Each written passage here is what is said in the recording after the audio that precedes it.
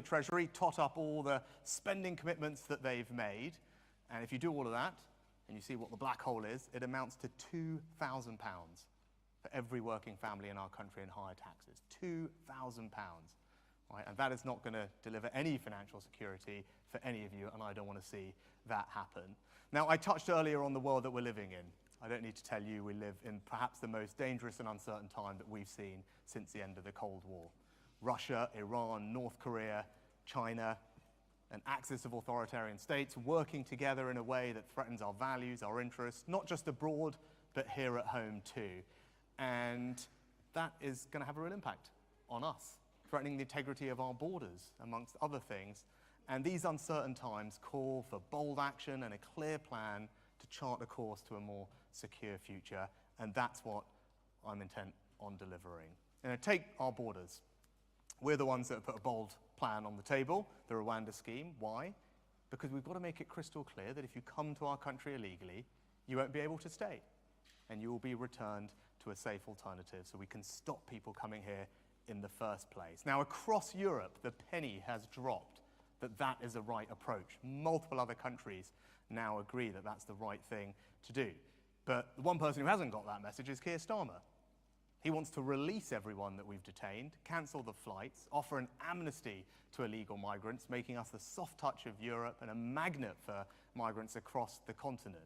So whether it's on that or any of these issues, there's absolutely no way you can trust the Labour Party to keep our country and our borders safe and secure. Now, Keir Starmer wants you to believe that this election is over before it started. The result is a foregone conclusion. Well, I'm going to work very hard every single day to earn your trust. And you know what? I don't think you, the British people, like being taken for granted. And if you think about it, the last few days, first week of this campaign, you've seen what we're about. Bold actions to transform our country. A modern, new form of national service to provide skills and opportunities to young people, foster a culture of service, make our society cohesive, strengthen our country's resilience and security. Yesterday, an announcement to protect pensioners, make sure that they're not taxed, raise the thresholds for them. And then today, a new announcement on apprenticeships. Stop young people going off to degrees that aren't going to support them or pay their way, and instead use that money to create 100,000 more high-quality apprenticeships, all big ideas that will deliver a secure future. And what have we heard from the Labour Party? Not a single new idea in the last week. Not a single new idea that they've put on the table. And you know, that's the track record of Keir Starmer and the Labour Party. This is someone who was happy to abandon every single promise that he made to become Labour leader as soon as he got the job. What makes you think that he won't do exactly the same thing if he became Prime Minister? And if he can't stand for anything himself, how can he stand up for all of you?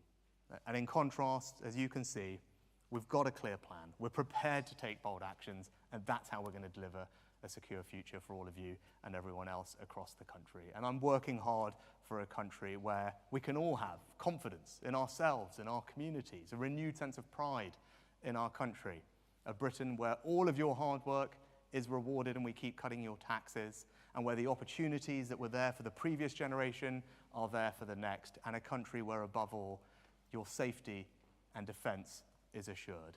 That is the secure future I want for all of you. That's the secure future I want for our country, and with your support, I would be delighted to deliver it for you. Thanks very much. All right.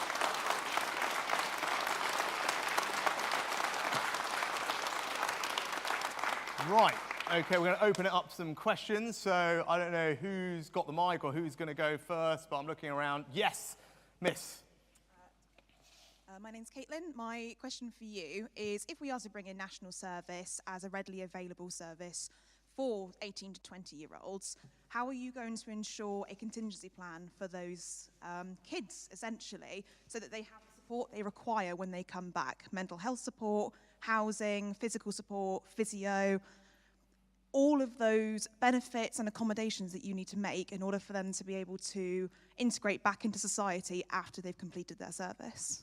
Are you talking about young people, Caitlin, who go and join the military component of it? Yes. Okay, great. What do you think about this idea, by the way? Undecided. It doesn't have all the factors to it just yet. I'm waiting to see more of the facts, more of the figures, and also I think more of the plan before I put a full opinion to it. Okay, great. Well, let me tell you a little bit about it now, because it's something I'm really excited about, and I've been talking to people about it wherever I've been over the last few days. So what's going to happen is every young person is going to have a choice of what to do. So they can either choose to do the military component, which will be for a year, and that will be highly selective and competitive. No one will be forced to do it, but it will be something that people choose and apply to do, and it, as I said, it will be selective and competitive. The alternative, which most people will end up doing, is to do roles in civic resilience. So think about search and rescue, first aid, supporting elderly people, as many did during COVID. So with a range of different options. But overall, the idea is that young people get a new range of skills and opportunities that will set them up for life. And I don't know about you, but I think service gives you purpose. So beyond the skills that you get as a young person, you'll have that ability to contribute to something that's bigger than yourself. And I think that is a wonderful thing. And in the process, everyone doing this together will foster that culture of service more broadly across the country and ensure that our society is more cohesive. Because if you're drawing everyone from lots of different backgrounds to do the same things together, I think that would be a wonderfully positive thing. And then, of course, having lots of people over years train in all of these things and have that experience, whether it's on the armed forces side or the civilian side, it will mean that our country overall will be more resilient and secure to face the dangers and the things that come down the line. So that's the rough plan for how it's going to work. And your broader question about how do we integrate people back into civilian life, I think presumably you're asking a little bit more also about people who have been in the armed forces more generally. And I know there's lots of vets here, and thank you all very much for your service. Now, I'm determined to make this the best country in the world to be a veteran. And that's why for the first ever time, there's a veterans minister sitting in our cabinet, around the cabinet table. Johnny Mercer, you may have heard about him. And Johnny knows, and I've told him, I said, whatever you need from the rest of these people around the cabinet table, you just get it from them. So whether it's support with their healthcare, which you touched on, mental health or physical health. And that's why we have programs like Op Courage and Op Restore to help veterans with that. Whether it's support for veterans with housing when they come out of the armed forces, and we have Op Fortitude for that to help them there. And the last one that we just introduced is something called Op Prosper, which is to support people leaving the armed forces into fantastic jobs like all of you have here. And at the event that we just did, when we talked about that, I was saying to the companies, I said, the best business decision you can make, to all the CEOs that were there, I said, the best business decision you could make is to hire a veteran. Because those of you that have served have an enormous amount of skills and experience which are unique. And so to companies, we need to get more companies to realize that they don't have to hire someone from the armed forces out of an act of charity or giving something back. They should do it because it's an incredible business decision, because all of you bring an enormous amount to the table. So that's what we're working towards. As I said, we're making progress, more to do, but I'm determined to get there, so it's the best place in the world to be a veteran. Good, right, who's next? Yes? I'm Lindy. As a mature apprentice, we have to evidence English and Maths at GCSE level. Without certificates, our employees have to sit the functional skills exam. Could you look at taking higher qualifications into account? For example, an engineering degree surely proves that they have these qualifications. Yes, that sounds like a very good practical suggestion, so I'll take that away. And funny enough, I was talking to someone just this morning, actually, when I was in Cornwall, where I have to say the weather was not as nice as it is here, so we were happy about that. And it was incredibly inspiring. I was speaking to an older gentleman who had done exactly that. Later in life, he had tried a few times unsuccessfully and kept going to get his functional skills qualification, which we support in maths and in English. And I think I've been talking a lot about the importance of maths. I mean, you all know that here, you work in a technical business. But more generally, we just need more people to be more familiar with maths at any stage in their lives. And one of the things that I've done, which is a small thing, but is put more funding for people who at any point in their life want to either resit their maths GCSE or indeed pick up a functional skills qualification later in life. Because my general view is, look, for people who are prepared to work hard, who want to gain new skills, I want to have their back, because that is the best way to give them the opportunity to build a more secure life for them and their family. And actually talking to the gentleman earlier today, it wasn't just the financial security that the job had brought him then when he'd done his functional skills qualifications. It was a confidence and the fulfillment that it had given him personally. It was a really inspiring story, and you're right about people who are more mature getting the support they need, and I will certainly take away your very practical suggestion about making it easier to recognise all those things. Thank you. All right, who's next? Who else have we got? Gosh. Oh, yes. Hi, Daniel. I hear a lot about you talking about apprenticeships and then also pensioners, but if you sort of look around this room, a lot of people are bang in the middle. What are you going to be doing for us? Yes. What are you going to be doing for the people that maybe already have homes, already have mortgages, already have those commitments we don't need to get up? We just need to be able to maintain ourselves together. Yeah, no, well, that's a great question. Well, I think looking around the room, many of you will have kids, hopefully, who will benefit from what we've announced on apprenticeships today. And indeed, many of you will have parents and grandparents that will benefit from the announcement we made on pensions yesterday. But the most important thing I can do for all of you who are in work is to make sure that your hard work is rewarded, right? That's what I believe, that's the type of country that I want to build. And that's why, as soon as it was possible, I wanted to start cutting your taxes, and that's what we're now doing. All the things that you just talked about, right? I want to make sure that at the end of every month, you've got more money in your bank accounts. And that I couldn't do that when I first got this job, because I had a job to get inflation down, right? It was 11% when I first got this job, all the impact it had on all your bills, energy bills. But now, we stuck to our plan, inflation's back to normal, economy's growing again, wages are rising again, and that's why we're now able to start cutting your taxes. So for someone on an average salary of about 35k, it's a £900 tax cut this year, which hopefully will give you the confidence to think the future is better. And my simple pitch to you would be, we're making enormous progress now, right? The economy has turned a corner. You remember how hard it's been for a few years. We're at this point now where we can start looking to the future with more confidence. So for people who are working hard like all of you, right, you stick with us, we're going to keep cutting your taxes to give you that financial security, to buy your home, move home, have a holiday, do whatever it is you want to do. And the alternative on offer, because all elections are a choice, right? The alternative on offer is a party that is going to put up your taxes, right? As I said, as clear as night follows day, right? The Labour Party have got a million things that they said they're going to spend money on. They don't have the money to pay for it, and that means you're all going to pay for it in higher taxes.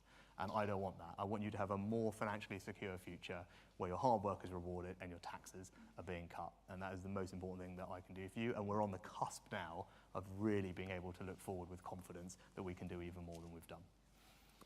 Good. All right. Any other questions? Oh, right. Fine. Oh, yes. Go for it.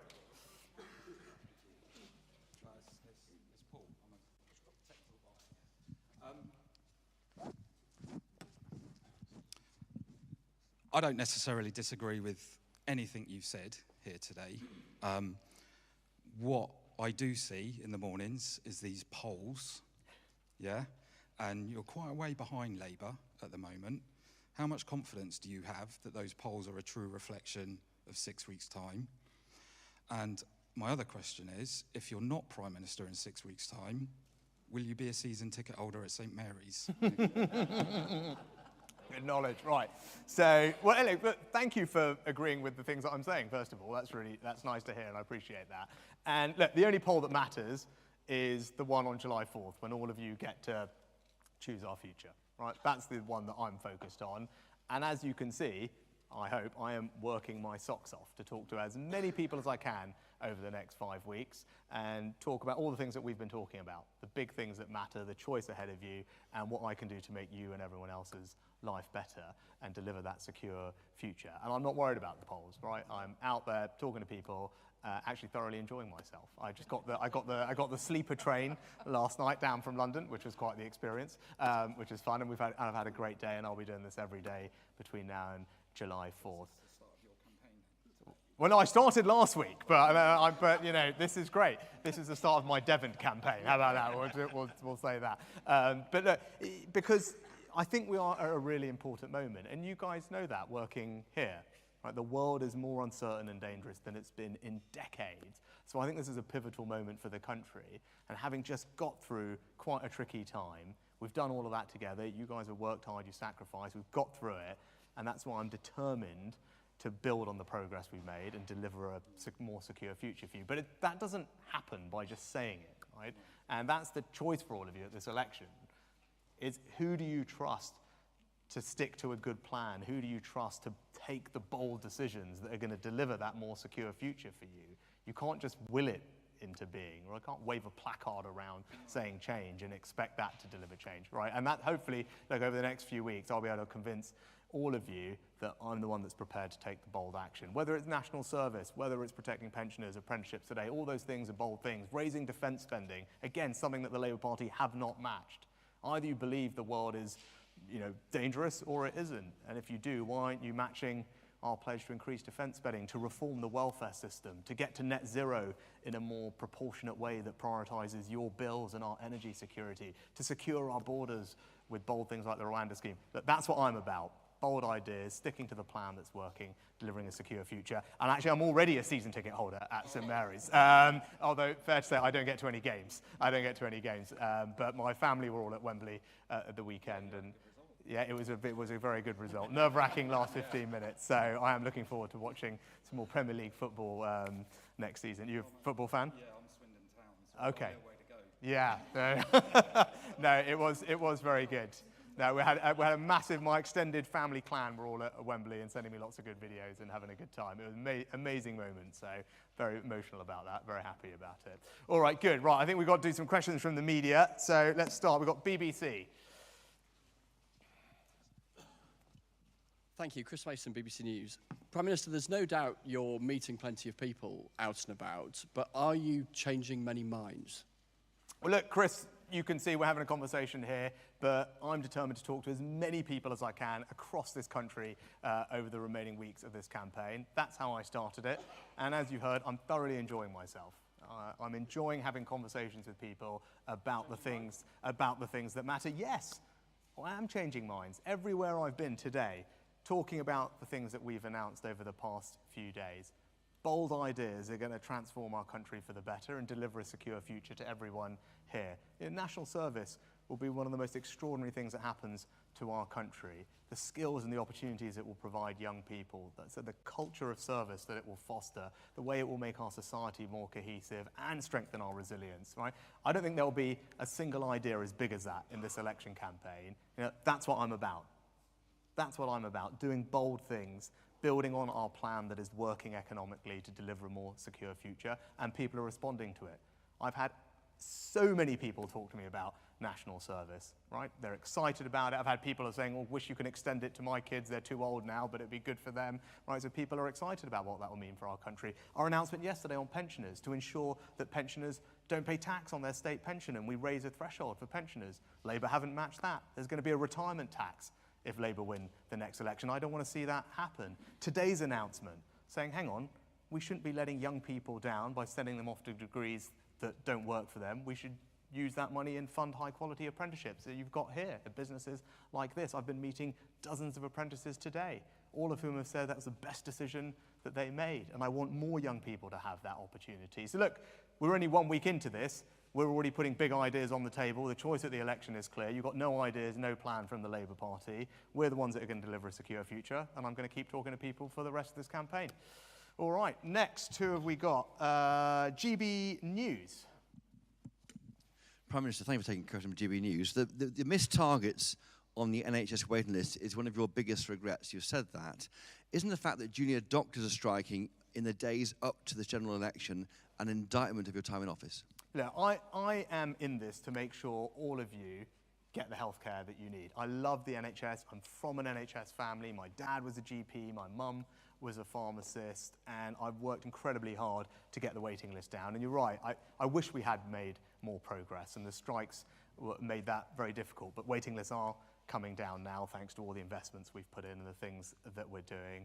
And I know we can make more progress. But today's action by the junior doctors on the same day as the Labour Party are having a health day does slightly ponder the question as to whether this is politically motivated. It's hard to escape that conclusion given the timing and to call a strike in an election campaign, especially as we found a constructive resolution with the remainder of the NHS workforce.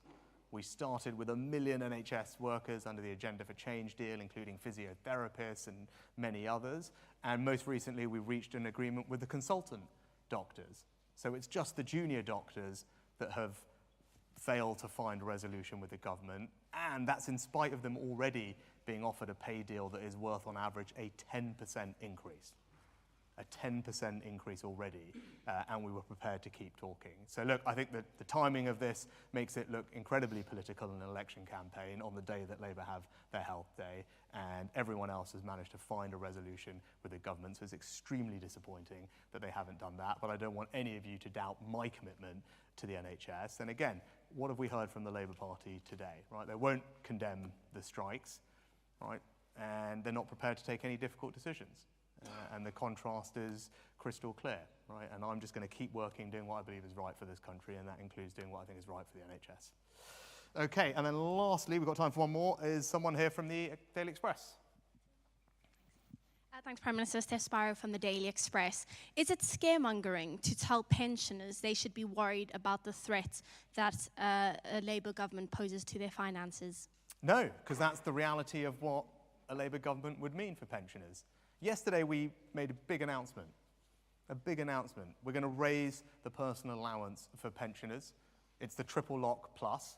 So pensioners this year are already getting a £900 increase in their state pension, but we want to go further, raise the allowance so that pensioners get a tax cut next year, but also ensure that the state pension will never be subject to tax. Right? That's our commitment.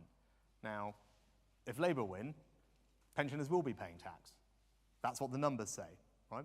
So there will be a retirement tax under the next Labour government, and I don't think that's right, because I believe in a country where if you work hard all your life and you put in, you deserve dignity in retirement, and we should be looking after you. We shouldn't be taxing your pension. That's what a future Labour government would do, put a retirement tax on everybody, and that's just what the numbers say, right? They've refused to match our pledge that we made yesterday. So again, the choice is clear. I want to deliver a secure future for all of Britain's pensioners. That's what our policies do. That's the bold action that we're taking. That's the plan that we're working towards. And the choice, I think, for British pensioners is crystal clear. Good. Well, look, I want to close where I started and just say an enormous thank you to all of you. It's been great to spend some time with you. Thank you for your questions, but most importantly, thank you for those of you that have served. I'm incredibly grateful for that, particularly in today's more dangerous world, and thank you for what you're doing to grow our economy and create incredible opportunities for young people here at your business. So Nick, thanks for having us. Thanks to your team. Bye-bye, everyone.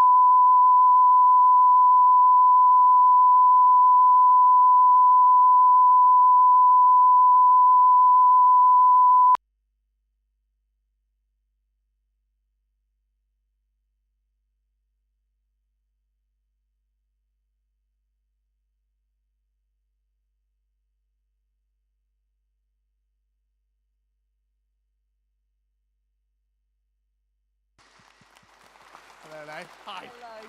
Mwah, I don't need the mic. Welcome. Mwah. You're right, give me a hug. All right. Okay, hi everyone. Hello, hello, hello. Perfect. Look, thank you, Rebecca. Thank you, Simon. You guys are very lucky in these two. They are fantastic champions for their local communities and for all of you. Rebecca, you may have known, has secured something like £20 million of levelling up investment for Tone Works in Wellington, as well as getting 500 more police officers on the street and a brand new hospital upgrade.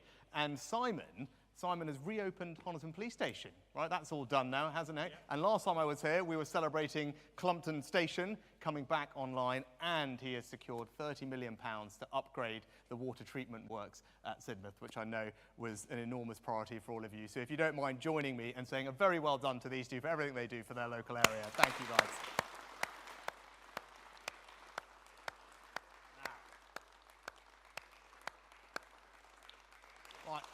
I also wanted to say an enormous thank you and congratulations to all of you. And Nick, I don't know where you are at the back there, but it's such a privilege to be able to spend some time with you, your family, and your team here. It's thanks to businesses like yours that we have now overtaken the Netherlands, France, and Japan to become the 4th biggest export economy in the world. That is an extraordinary achievement, and it's down to people like you and all your hard work, so thank you for that. And we're actually doing more to support you. You may have seen recently I announced we're going to increase our defence spending to 2.5% of GDP because we live in a more dangerous world. And as part of that increase, we're going to invest more in our defence industrial base here at home, supporting jobs and companies like yours. So a massive thank you from me to all of you for everything that you have done. Now look, it's been difficult the last few years. You know that, I know that.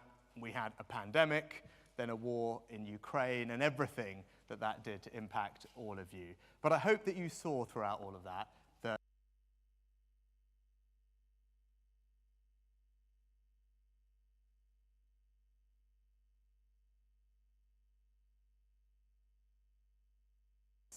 we've got through it. And now you can see that things are pointing in the right direction. Inflation down from 11% to 2%. Wages have been growing faster than prices for almost a year now. Energy bills falling, the economy growing faster than all our major competitors this year. And that shows that the plan we put in place is working. And when I said I would restore economic stability, that's what we've been able to do. And that's what you get with the Conservatives, because we have a plan, we stick to the plan.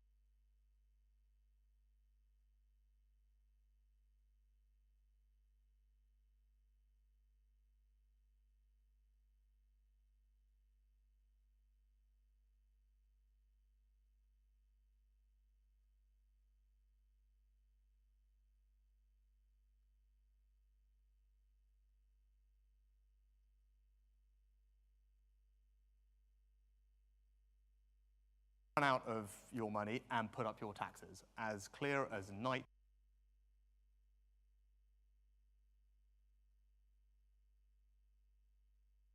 And you see what the black hole is, it amounts to £2,000.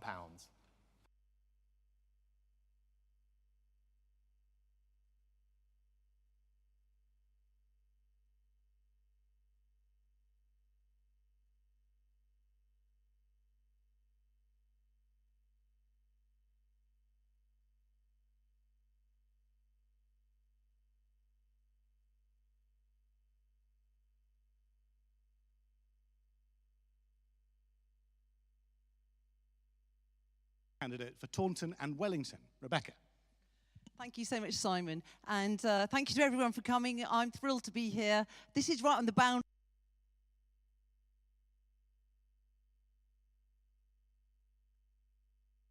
Welcome. You're right, give me a hug. All right. Okay, hi everyone.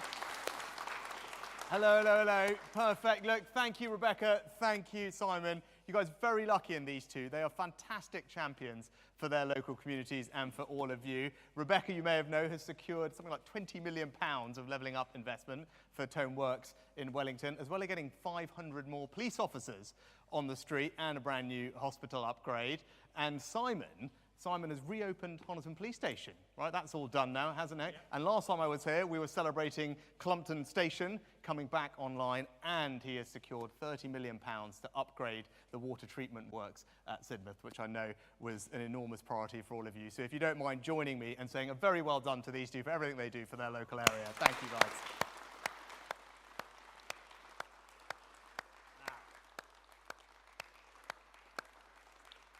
Right.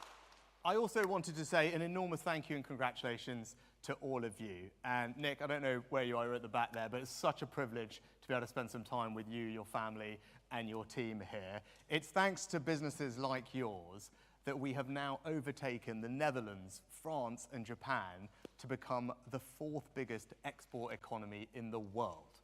That is an extraordinary achievement, and it's down to people like you and all your hard work, so thank you for that. And we're actually doing more to support you. You may have seen recently I announced we're going to increase our defence spending to 2.5% of GDP because we live in a more dangerous world. And as part of that increase, we're going to invest more in our defence industrial base here at home, supporting jobs and companies like yours. So a massive thank you from me to all of you for everything that you have done. Now look, it's been difficult the last few years. You know that, I know that. We had a pandemic, then a war in Ukraine, and everything that did to impact all of you. But I hope that you saw throughout all of that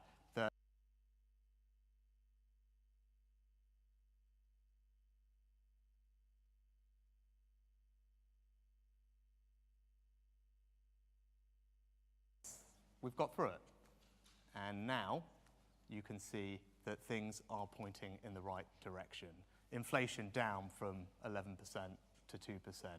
Wages have been growing faster than prices for almost a year now. Energy bills falling, the economy growing faster than all our major competitors this year. And that shows that the plan we put in place is working. And when I said I would restore economic stability, that's what we've been able to do. And that's what you get with the Conservatives, because we have a plan, we stick to the plan.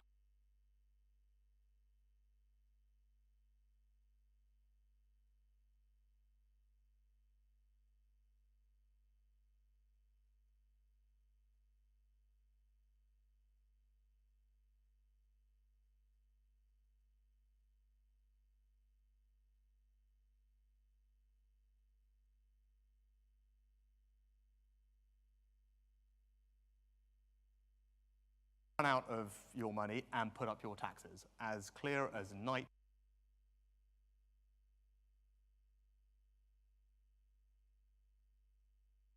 And you see what the black hole is, it amounts to £2,000.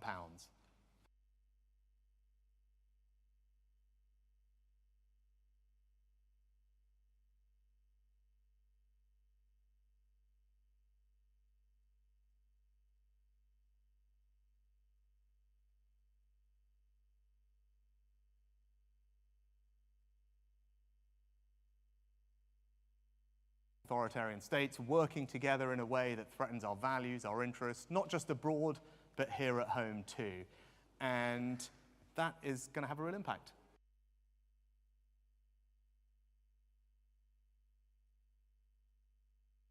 Action and a clear plan